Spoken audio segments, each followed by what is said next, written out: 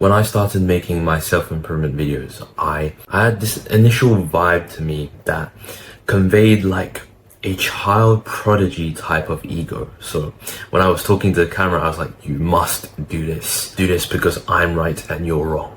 And I'm big and you're small. I had that type of energy in almost every single one of my beginning videos. And until one day, when I released my full guide to focus and productivity, my friend that came literally out the blue messaged me on my phone and said that I should document more. What is the goal in your videos? And one particular sentence that he said to me really made me think about everything that I've done. That is wrong. He said, who would listen to a 15-year-old? Now after this, I went to film a video of me doing my daily routine. But straight after that video, I remember specifically sitting there and thinking, this can't be what my channel is. Because if you literally think, if you've ever been on self-improvement or you've implemented every single self-improvement habit, you have your daily to-do list, you'll realize that it's basically a repetition over and over again with loads of different tasks that accumulate from the other day. And then now you're doing this, and then now you're doing this. But generally speaking, it's almost the same. The morning routine, the night routine, everything in between, when you eat dinner, it's generally the same. So how can I actually scale my channel? Because this isn't sustainable. I can't just film this every single day, can I? And so after thinking about all of that and writing every one of my thoughts down on a piece of paper to like excavate that stuff out of my brain so I can actually like think clearly, I went to go and search throughout everything. I searched throughout Twitter, I searched through Hamza's advice. A good thing that is sort of a side tangent here, but I'll just say it anyways. If you ever want to learn anything, learn from the best. So this is a thing from Alex Hormozy. When he got into his like content creation of like Mozy Media, he straight away went to the best, which was Mr. Beast. Literally copied his entire style. You know, the type of I tried surviving with a Brian Johnson 25 days. You know that those types of videos. I'm pretty sure you know.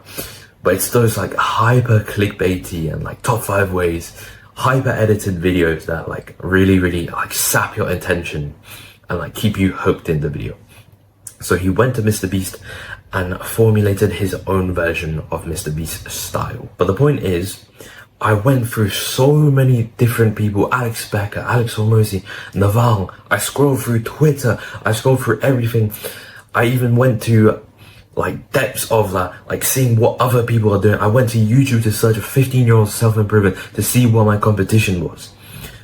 And something that I found that was like pretty useful was these channels that I think are in Adonis School. So if you don't know what Adonis School is, it's Hamza's like private product community thing. So I found these select few channels, like 4 or 5 of them, that are like posting insider stuff from the community itself. So I had a blast through all of those videos. I clicked on like the best one that has the most uploads and the most subscribers of the few channels.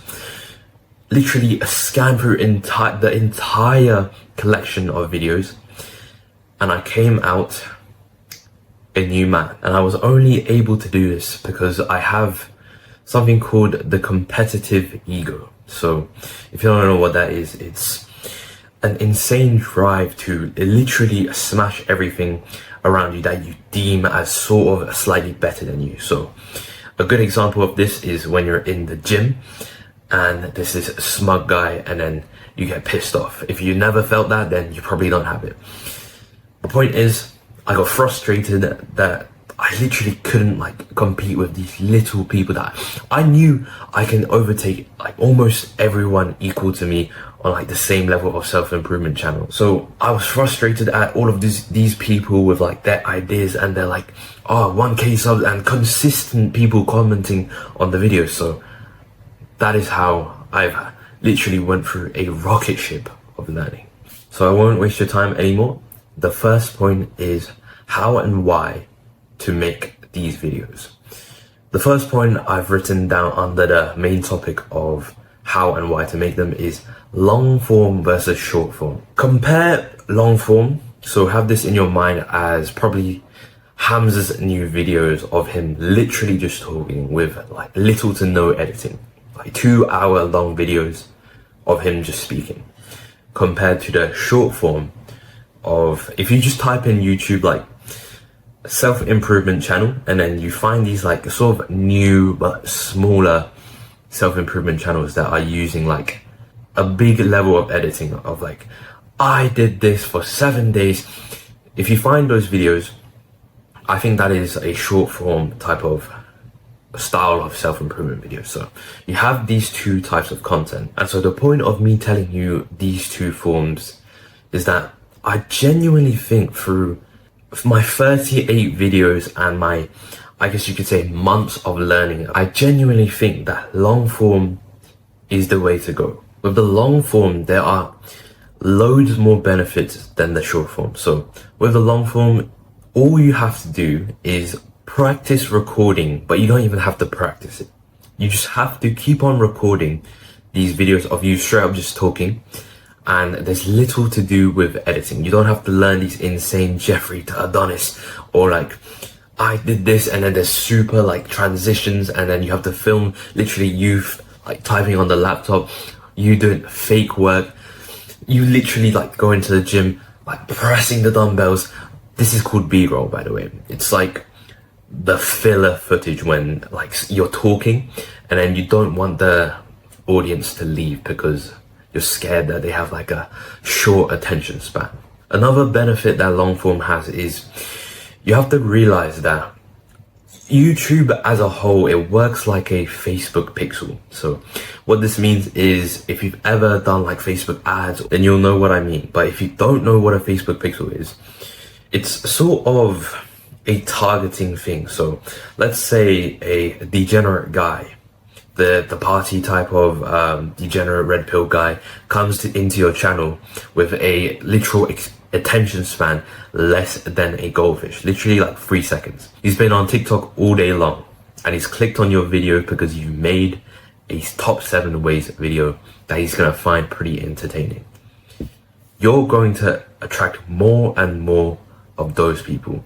If you create content for the smart individuals, for the smart motherfuckers that are like insane with their attention spans, if you can create this video of 2 hours unfiltered with the most value packed in here instead of 3 ways to make £500 per day, if you make this video, you will attract those types of people. Whereas if you make the top 7 ways with hyper edited videos that's like literally 6 or 7 minutes long with all of these like stupid animations that is basically just going back into genre of Mr. Beast and like entertainment instead of valuetainment, then you'll attract the degenerate red pill, short attention span people.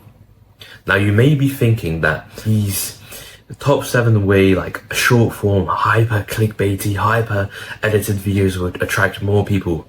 Yes, you're correct on that part, but from what I realized a long time ago is quality over quantity.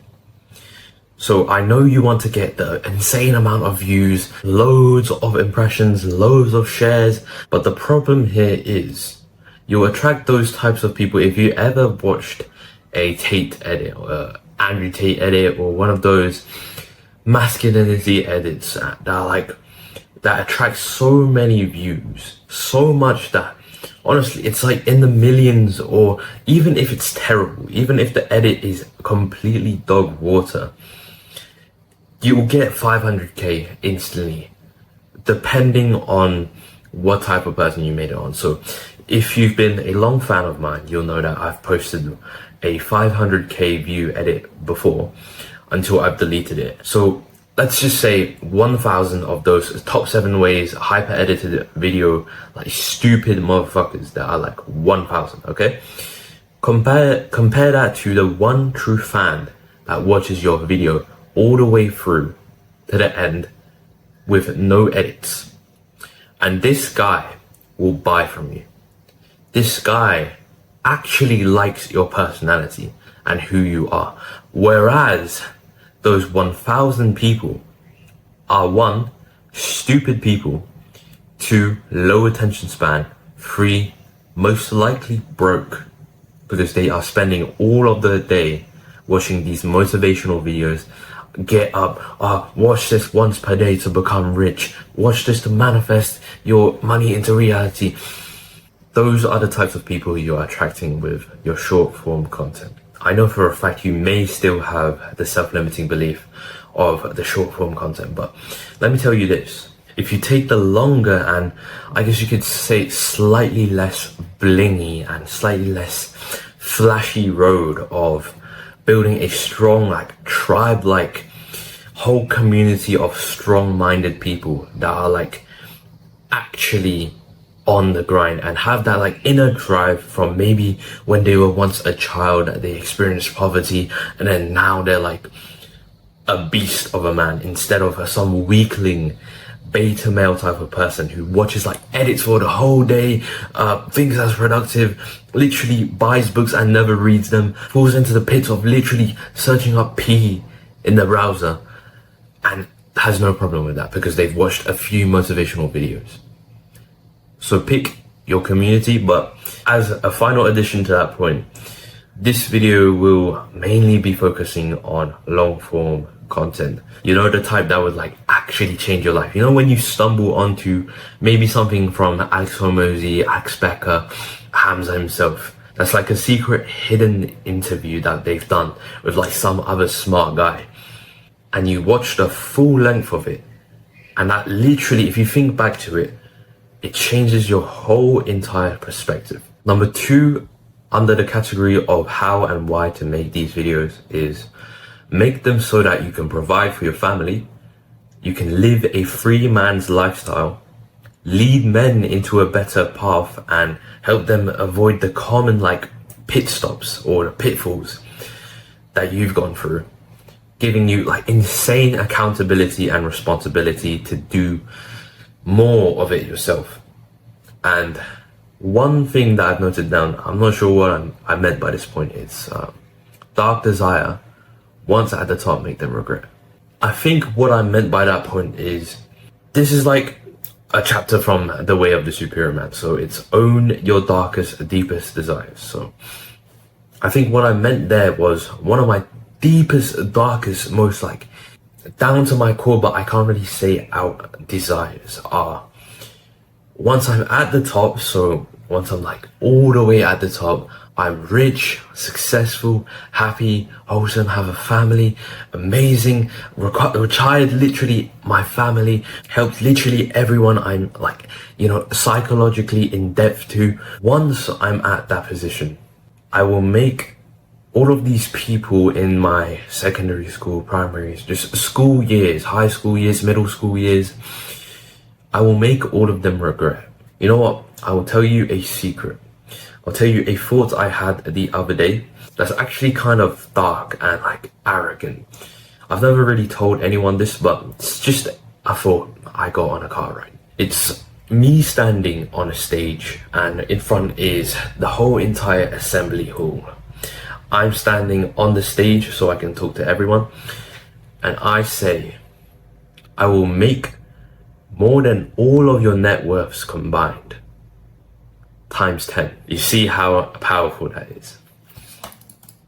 And so the point of me writing that down is, you can make these videos for your dark desires. So if you want to pay back people, you want to like pay back people for their hatred, for their making fun of you, making fun that you like support Tate in a way, that you casually mention that, oh, I actually think Andrew Tate is a pretty good guy, and then they laugh at you for it. Or even worse, you have a group of people specifically that hate you whenever you walk by. I'm telling you this so that perhaps you can form some dark desires, or maybe look into yourself for some dark desires that may or may not motivate you more to make these videos to help people. Now, topic 2 is how to script these videos. So the first point under how to script the video is how is this going to change the world for my viewers? How do I fix this on a global scale? So this has been particularly helpful for me to have a good conclusion to my long form videos. So my 2-hour videos, my 1-hour videos. This is, I think, the best way to conclude your video, to leave a sort of good impression on your viewer's mind. What this sentence means is, I think whenever you are scripting, or maybe you are scripting, let's say a video on NoFap, you think through this prompt of how is this video going to change the world for my viewers. I'm trying to think of a specific example, but this point is very good for a few things. So it can give you this sense of responsibility and this shift in how you look at yourself. So by practicing this specific exercise in your scripting, you'll gain a sort of leadership type of mindset, and then it will actually convey out, and then it will actually appear in your videos of you being a leader. So for example, I know it probably isn't the best example, but let's say you're making a video on NoFap, and at the very end you're thinking, oh, how is this going to change the world for my viewers? And then you put down, lead a revolution of self-improvement YouTubers to stop other young children fapping. That's the example I can think of right now. So I'm sure there's better examples. In fact, I know there is, because in previous ones of my videos, I've had really good ones, but I just can't think of it on the top of my head right now.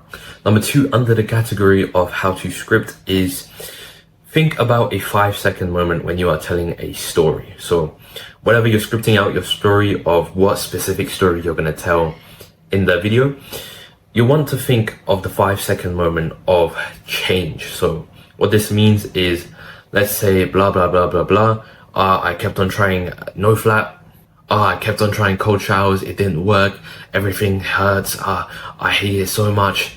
And then you hear some advice from some guy on YouTube, you try it, and that 5-second moment of you stepping in the shower using that secret tip that you've never ever heard before, that is the 5-second that, if you describe it, I think that is what makes a story.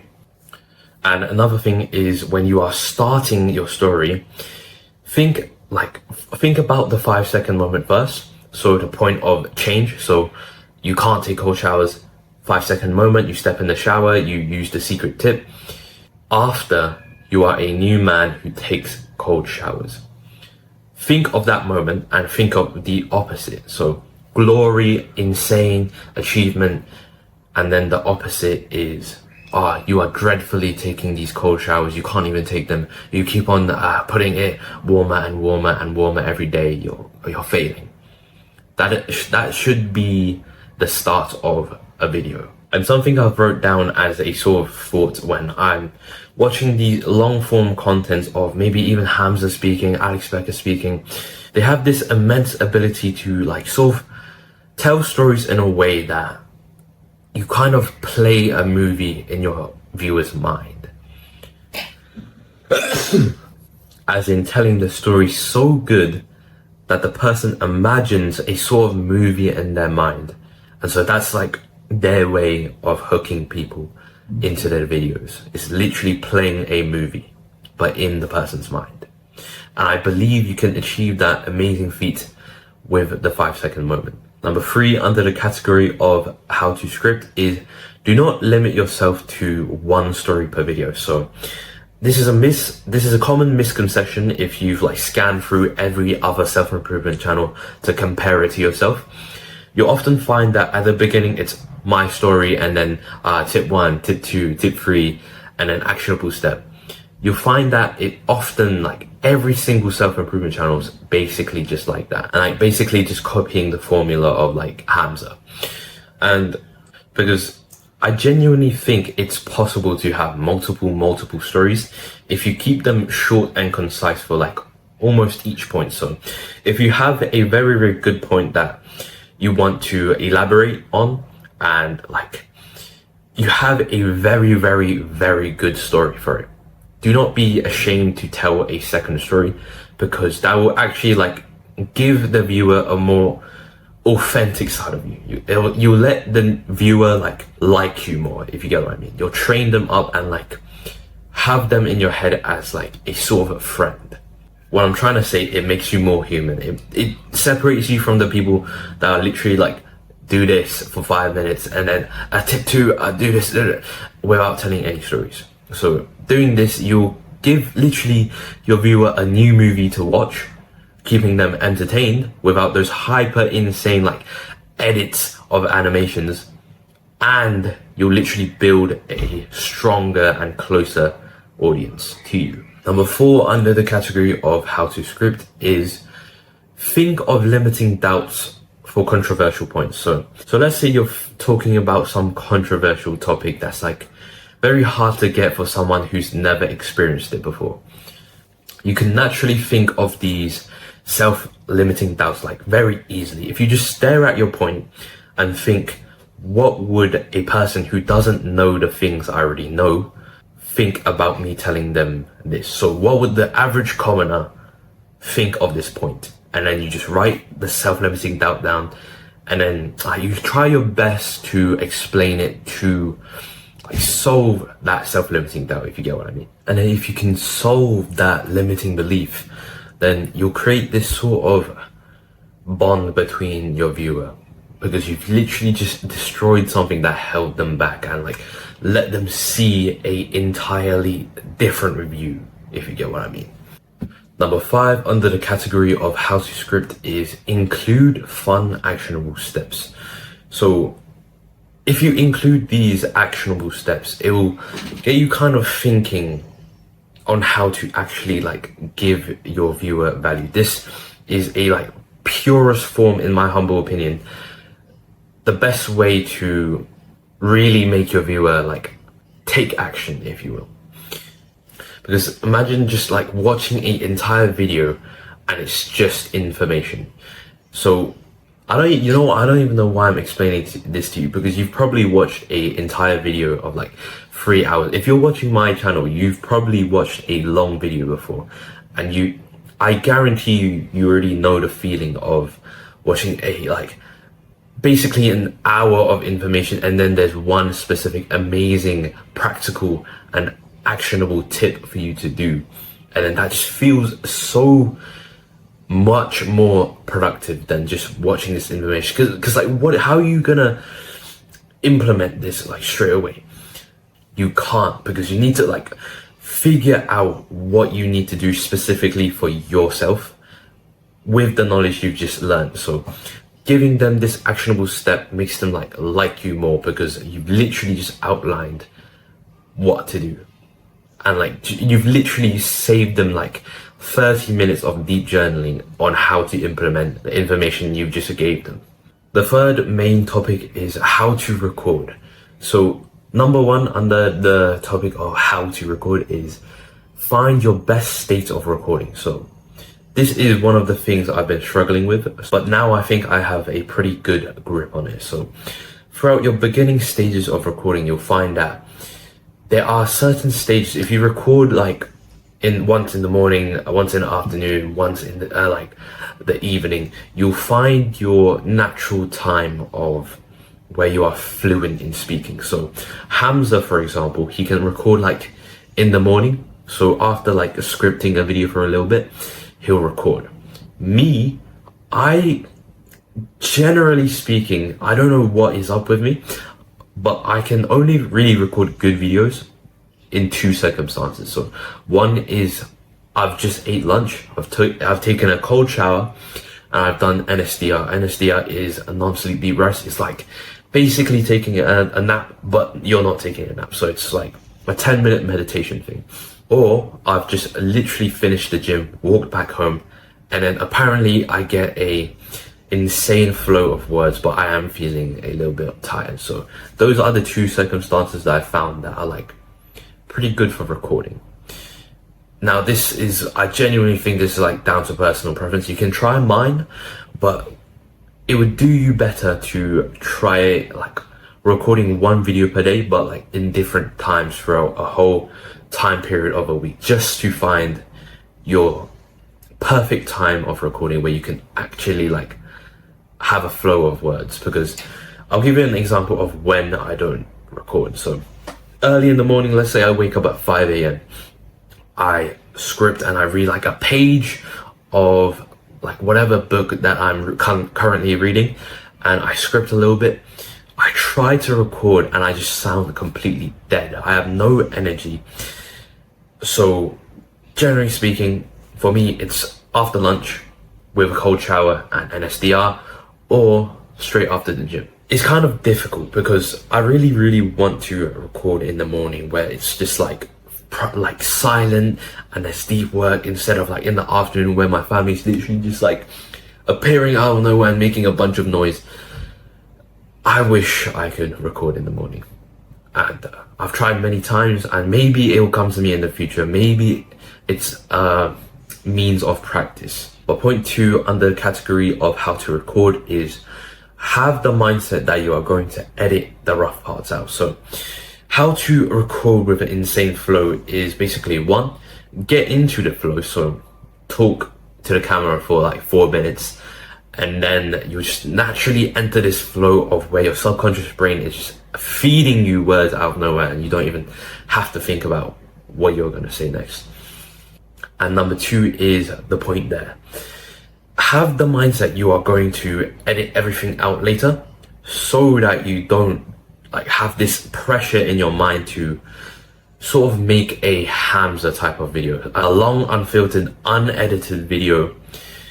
Because if you have that mindset that, oh, I'm gonna do all of this in one take, I'm gonna do this 2-hour-long video in one take, it's gonna, from what I've found, give you some like very bad pressure, and you're gonna stutter a lot more. So just have the mindset you're gonna edit it out, and then of course if you need to edit it out, then edit it out. But if you don't, then leave it, because it'll show your authentic side. Even if you stutter, it will show your authentic side, and then that will build your audience better.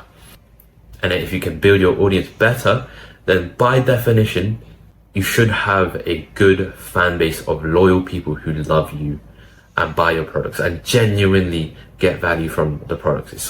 It's a pretty good and beautiful thing if you think about it. Number 3 under the category of how to record is the phone camera is actually fine. Instead of like thinking, like, this is a common thing I see in a lot of beginners, especially the people I talk to in my Discord server. If you want to join, it's down below. Fuck me, I just did such. Fuck. The point is that I see so many beginner people, especially in the Discord as well, and just in general, they often have this limiting belief of focusing on like the little details. I think this comes from a place of fear, to be honest. It's the fear of getting something wrong and like not making your video the most perfect one. It's probably called perfectionism, now that I think of it. Like an example would be literally just fussing over about your mic. Oh, it's such a bad mic, it's such a bad phone. The phone mic's terrible. I need to get a professional Shure SMB mic. You don't need that, bro. It's just literally, if you think about it on a long term, if you think about it on a journal, think on paper, it's really only like the advanced people can tell you this. So I'll just classify myself as an advanced person. Instead of needing a mic, you can literally use your phone camera like I do. Instead, 2 tweaks will save you like hundreds of dollars, hundreds of pounds of buying a professional mic. 2 tweaks. Make it louder and put it through a noise reduction filter, which is literally free on a software like CapCut. So the point of this point is to tell you that there is always, almost always, especially in the beginning, if you're just starting out and you have like a whole list of details on what to fix for this channel, there's often a way that is more efficient and easy, from my experience. So I believe in the previous clip, so that was a couple of days ago, I was talking about a phone camera and how it's fine, it's better than a professional camera. Getting a professional camera requires like batteries, getting a separate cable, and then SD cards, and then it's just a whole bunch of mess. And if you make that decision to go get the professional camera, it will literally generate like 1,000 more decisions for you to make. And so you might get caught behind and then like slow down in the race, if you get what I mean. I'll tell you a secret on how to make your phone camera better, like almost 2 times its quality right now, which is probably 720p or 1080p. So the simple hack here is to actually just get a bright white light. You can either achieve this in a very easy type of fashion with a LED light that I'm using right now, just a simple LED light that's pretty cheap, bright one, and it has to be white. Another way is to, if you have the app Notion, then you can do this step, but essentially just get your monitor on a white type of screen, just generally a bright screen of preferably, again, white color, and then maximize the brightness, and then you'll get a brilliant light that way. But that depends on your monitor's brightness level. So the third and final way, which is probably the best way, is to literally just get it from the sun itself. So if you have your room positioned at like a good place with literally a window in front of your workspace, so over there facing towards you, the light hits your face, you look beautiful, you look like stunning, your jawline's popping. That is the best case scenario.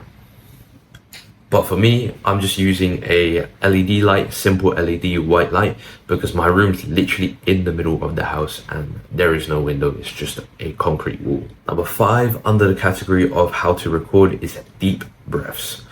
So from what I noticed is, if you don't do deep breaths between every topic or so, every time you feel like you're out of oxygen, you do a deep breath like this.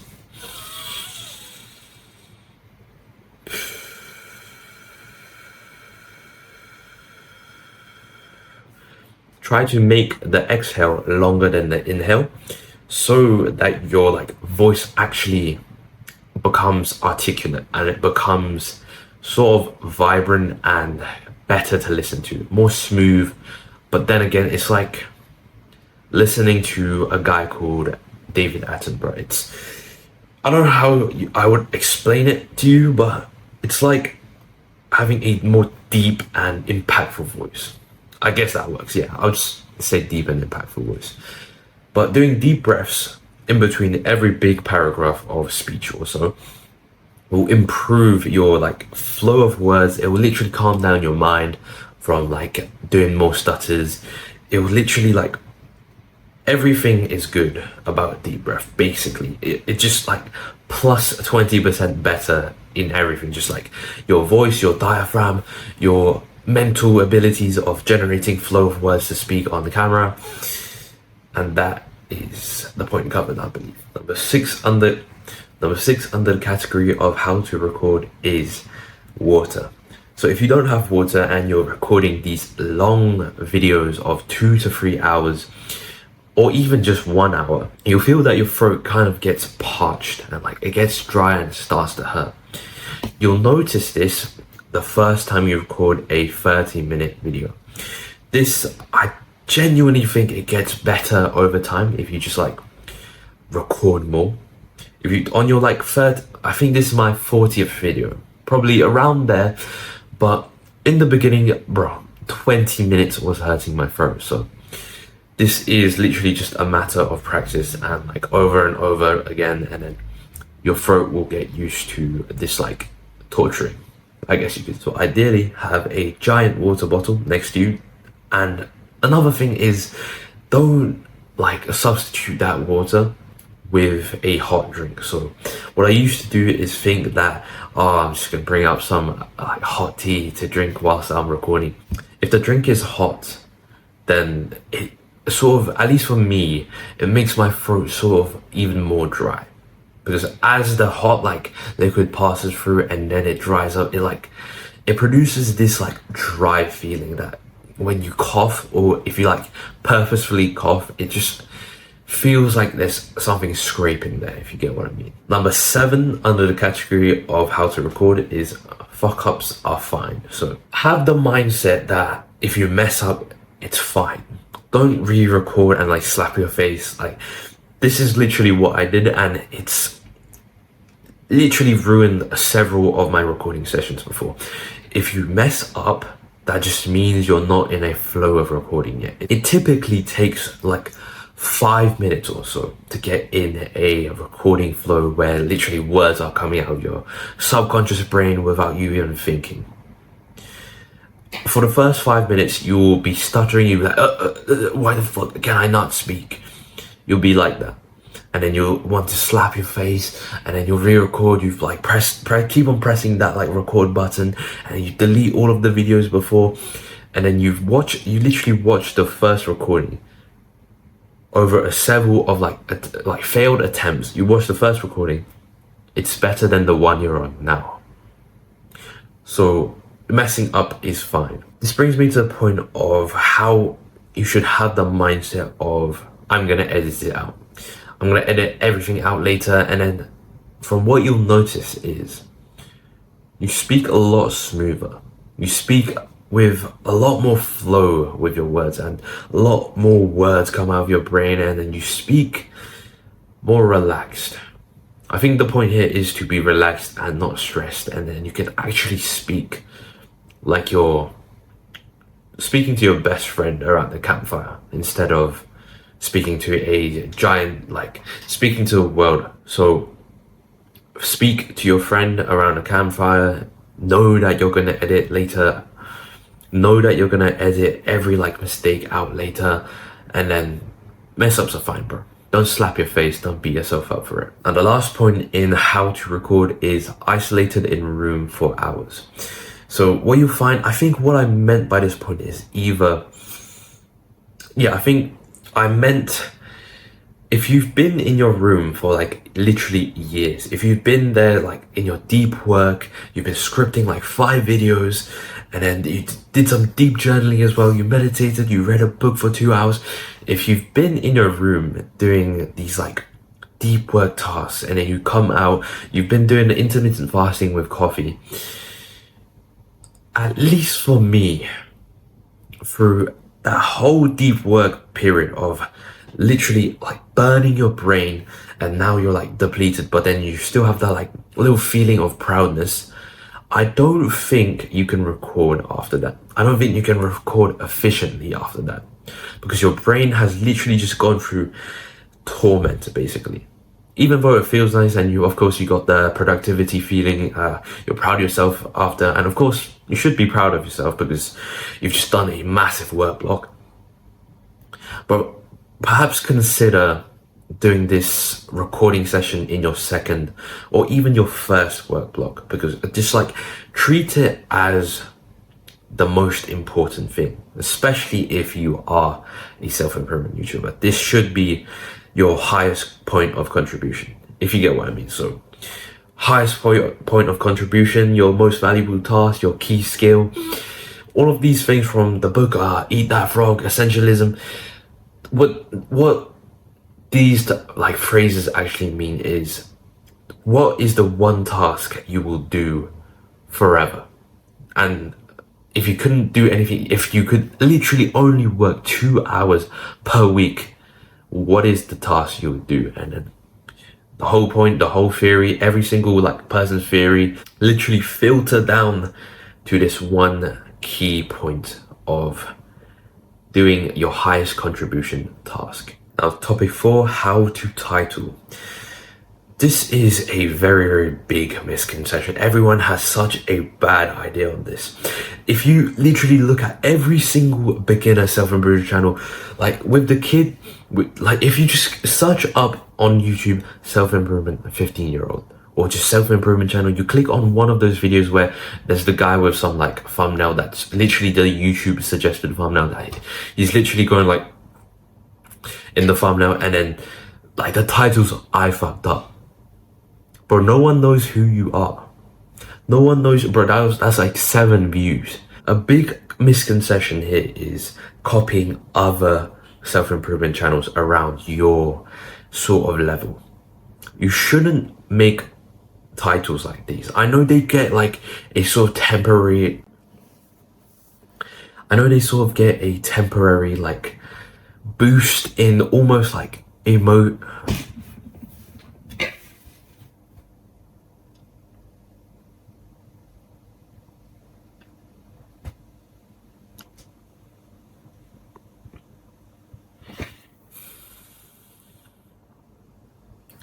number four, the big. Now, topic 4 is how to title. How you title is actually a big misconception nowadays. If you just have a general look over every single self-improvement channel that's new, so like if you just search up on YouTube, you'll find a guy that's going like on the thumbnail or like on the thumbnail, literally just having the YouTube suggested thumbnail with like no care at all. They don't care about their thumbnails, they don't care about their titles, and you see the videos like 30 minutes long, 17 minutes, like even up to 1 hour, the guy's literally just there unfiltered. But the problem with this is you actually find that their titles are like, I messed up, my no-fap mistake. Bro, please, that's like, I know I made this mistake as well. I used to make this mistake and think that some like other intelligent guy will click on my video and hear me out, but that is not how it works.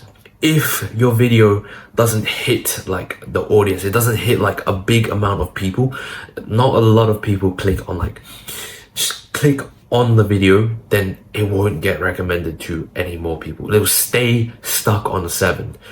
So this is a big advice that I got from Hamza himself. And it's that you should actually steal like video ideas, the popular video ideas of like two variables. So it has to either have a long-term successful like growth factor of your video. So if you didn't notice, it's important to have a long-term growth factor on your video, because literally that video is still making money like 2 years down the line, believe it or not. So that is one of the variables, and another variable is instant explosive variable. So you can find these videos by going on your favorite self-improvement channel, your like a niche that is similar to yours, and then go to the channel, click on popular, and then just copy anything there that like you kind of want to talk about. So I know this goes against like the creativity, but are you trying to be a creative or an entrepreneur? Because if you're trying to be an entrepreneur, then routines and systems should take place. But if you're being a creative, then sure, you can go lounge around, read some books, get a whiteboard and like draw out your vision, sure. But I think most of us want to be entrepreneurs and make money. I'm sure of that. So generally speaking, if you don't have video ideas, go and copy those and share your own thoughts. But do not watch the videos, only copy the titles. Now, from learning this fact that I've just told you here, you'll probably go and look at like people like Iman Gaji or Hamza, and then from perhaps a few days of being enlightened with this fact, you'll notice that even the most popular people like Iman Gaji copy people like Alex Becker. Like, you know the title of "This Isn't Fun, but it makes me 2K an hour." This isn't actually that fun. Iman Gaji copied that from Alex Becker. So it's fine to copy, and it's actually beneficial, and it's the best advantageous way to go about titling your videos. A big misconception amongst people, once again, is posting daily and thinking that will like explode your channel with views. Sure, posting daily is amazing. It's good for your accountability and your like motivation. Now you may be thinking, oh, what about all of the videos that I've written down on a Notion page, and then like I want to talk about how to specifically do a very specific thing in NoFap or in cold showers. I'm trying to think of an exact example. Perhaps you want to talk about supplements and the intricate little sciencey details that you learned from someone like Andrew Huberman, some random keto influencer. And perhaps you want to talk about it, but then you look at the video title, and from watching this video and like hearing about that fact, you're thinking, What do I title my video? Because I don't want to title my video, the enzyme that is actually really good for your gut. The FTB molecule is insanely good for your brain. You don't really want to title your video like that. You want to title it under a giant category. So if you have a boring subject or a less talked about subject, a good way to find if it's a good and a talked about subject is literally just to search it up on YouTube. And then if the videos that come up about this topic are like averaging like 24k views, 7k views, just in the thousands, then generally speaking, it is not a good pick. But if you really want to include this, you really want to talk about it, it's a very passionate little like topic that no one really talks about, then include it in a giant video. So what I mean by this is, let's say you're talking about your unpopular supplement opinion, you can include it in a giant full guide on like health. You can be like, this is the perfect diet, or like 7 best keto foods for brain function. And then you can include the supplements in it. You can, for example, make a video on like, what the most successful people eat, the most successful routine diet. And then you can literally include your supplement facts in that video. And because people already clicked in your video, if they like your video, they'll keep on watching all the way through, even if there's certain parts that they find it boring. Now, the final main topic is some take-home tips. This, I honestly think this is the most valuable part. And number 1 is homework for life tasks. So this is from the book of Storyworthy. And essentially what this task is to practice your storytelling. At the end of every night, I've been doing this consistently. It's pretty easy if you just attach it to a time slot in your routine. At the end of every night, just pull out a piece of paper, or you can do this in Notion or any notes app. Write homework for life and then the date. And then what you will do here is think specifically about an interesting thing that happened today. If there's nothing interesting, you can still talk about it and make it interesting, if you get what I mean. If it's just a boring day of you doing deep work and then you said you met your mum and then you talked to her about some like random incident that happened, you're gossiping about someone, then you can write that in. And the point behind this is to practice the rule of 5-second moment. So I believe I've talked about the 5-second moment in this video. Maybe. I hope I have. So in case I didn't, 5-second moment is the point of where you transition to a new character. So you know this in movies where the guy starts off as a loser, like alcoholic, drunk, whatever, and then he becomes this insanely productive guy. He's a winner, he's winning everything now. From that point, like that singular 5-second moment, literally 5-second moment of him transitioning, that like instant of him transitioning to a winner, that is the moment of the 5 seconds. And then at the beginning of the story is the opposite of the 5-second moment. And so for the homework for life, about the homework for life, what you do here is practice like how to actually just write a good story using a 5-second moment. I'm up to my 17th homework for life, no, actually 18th homework for life. And honestly, it's developed some like prompts. It's developed some ways of writing and some ways of scripting and some ways of speaking that I've never like really considered before. And so I think this is a good habit. You can treat this as a gratitude activity as well. So to go more in depth on how to do this, literally just write a story, just think, sit there. It should only take you like 3 or 4 minutes. Sit and think the best thing that happened today, write it down, and then write it until the 5-second moment, and then everything changed. Wow, you're this new character. And that is the homework for life. Number 2, under the final topic of take-home tips, is post equal better each time. So this is an equation that I'll just make up. Post, so you posting a video each time, 1 post equal better each time. So with every post, This is another mindset that is insanely beneficial to have.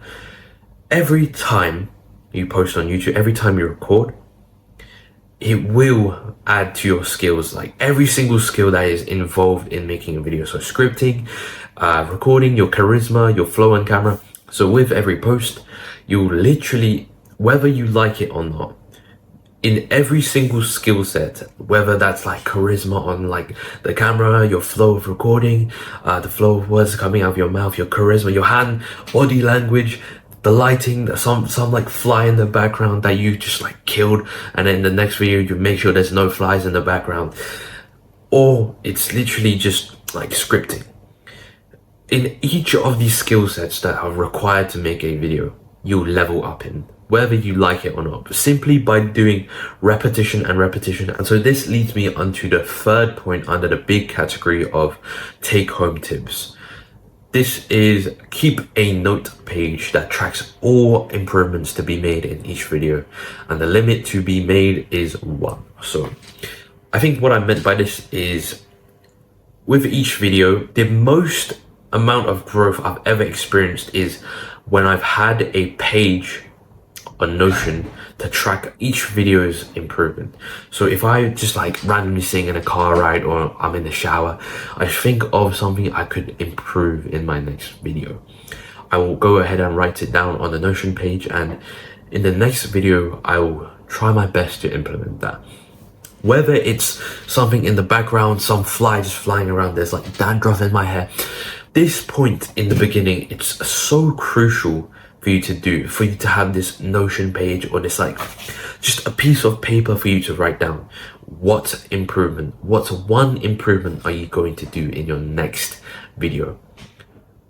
I've like basically stopped doing it now, and I don't think that's good. Perhaps I should get back into it, but from the beginning stages where I was like a dead sort of person, if you just go back into like my channel and like go to my oldest videos, you'll notice that my voice is actually like a little bit dead sounding, and I don't have these vibrant body language like movements, and I don't have good lighting. So from what you'll find from having this note page of tracking every single thing you can improve, so from watching your current video and just scanning everything you can improve, maybe it's the lighting, maybe there's a fly, just scanning it will provide the most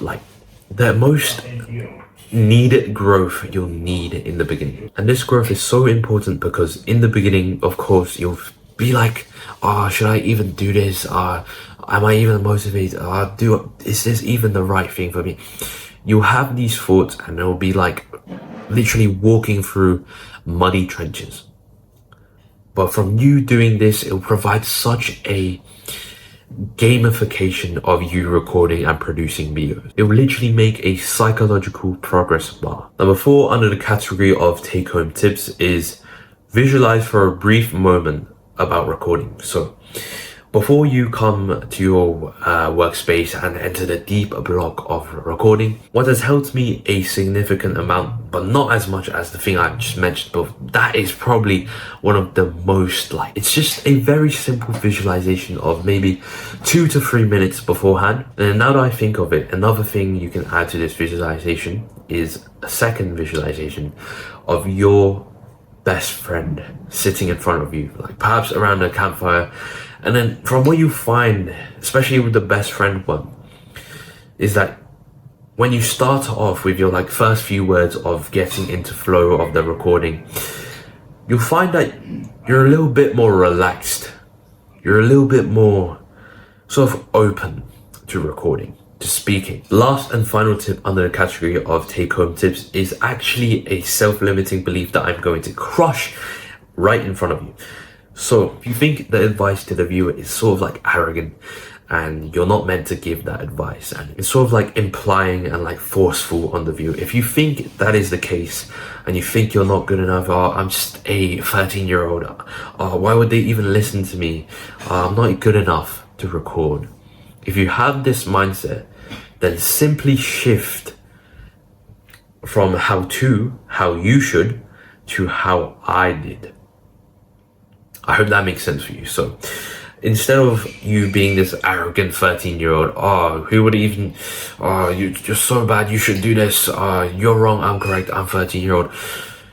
Instead of being this 13-year-old that you know people are probably gonna hate on you for and like not trust you because you don't have anything to back it up with, then simply change it from how to or how you should to how I did. So tell your own stories about it, tell how you did it, and then tell the person how, like, hopefully they learned something from your stories. And that is the end of the video.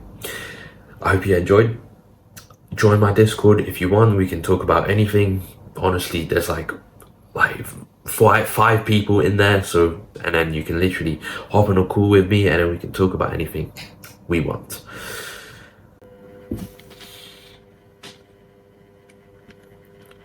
And just before we end the video, I'll just tell you something unfiltered straight up.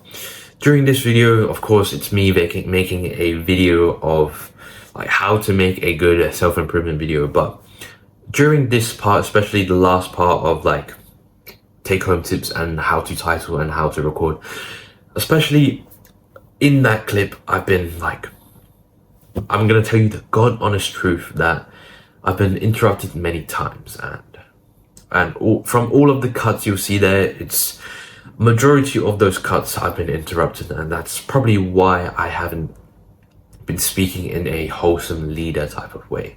It's probably because I've genuinely been irritated, and so this video isn't as good as I hoped it would have been. So hopefully I've conveyed all the points to a good manner, and hopefully you've learned something. In a bit, bro.